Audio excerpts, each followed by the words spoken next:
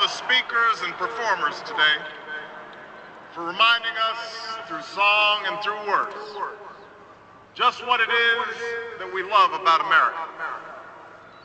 I want to thank all of you for braving the cold and the crowds and traveling in some cases thousands of miles to join us here today. Welcome to Washington. Welcome to this celebration of American renewal. In the course of our history, only a handful of generations have been asked to confront challenges as serious as the ones we face right now. Our nation is at war. Our economy is in crisis. Millions of Americans are losing their jobs and their homes. They're worried about how they'll afford college for their kids or pay the stack of bills on their kitchen table. And most of all, they're anxious and uncertain about the future, about whether this generation of Americans will be able to pass on what's best about this country to our children and their children. I won't pretend that meeting any one of these challenges will be easy. It will take more than a month or a year, and it will likely take many. Along the way, there will be setbacks and false starts, and days that test our resolve as a nation. But despite all this, despite the enormity of the task that lies ahead, I stand here today as hopeful as ever that the United States of America will endure, that it will prevail, that the dream of our founders will live on in our time.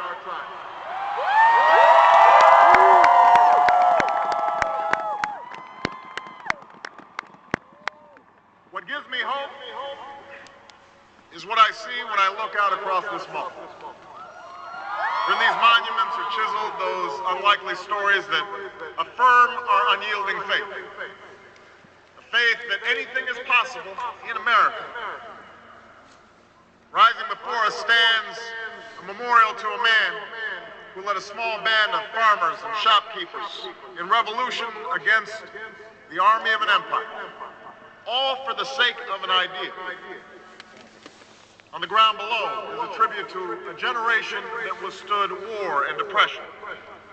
Men and women like my grandparents who toiled on bomber assembly lines and marched across Europe to free the world from tyranny's grasp. Directly in front of us is a pool that still reflects the dream of a king, and the glory of a people who marched and bled so that their children might be judged by their character's content. And behind me, watching over the Union he saved, sits the man who in so many ways made this day possible.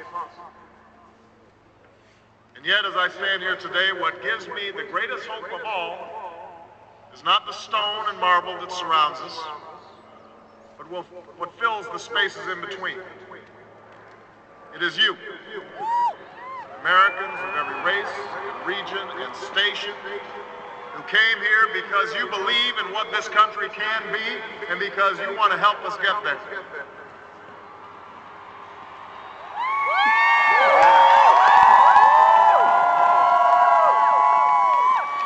The same thing that gave me hope from the day we began this campaign for the presidency nearly 2 years ago.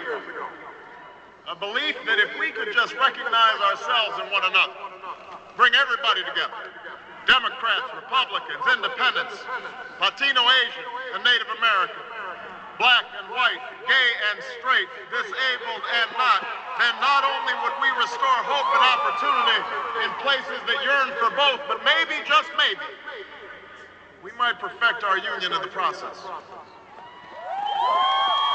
This is what I believe. But you made this belief real. You proved once more that people who love this country can change it. And as I prepare to assume the presidency, yours are the voices I will take with me every day when I walk into that Oval Office. The voices of men and women who have different stories, but hold common hopes, who ask only for what was promised us as Americans, that we might make of our lives what we will, and see our children climb higher than we did.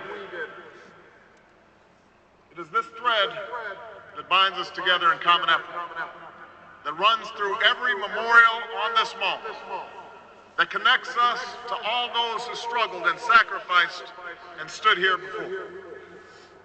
It is how this nation has overcome the greatest differences and the longest odds, because there is no obstacle that can stand in the way of millions of voices calling for change.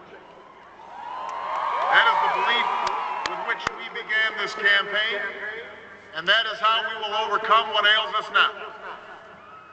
There is no doubt that our road will be long, that our climb will be steep, but never forget that the true character of our nation is revealed not during times of comfort and ease, but by the right we do when the moment is hard. I ask you to help reveal that character once spoke, and together we can carry forward as one nation and one people the legacy of our forefathers that we celebrate today. Thank you, America. God bless you.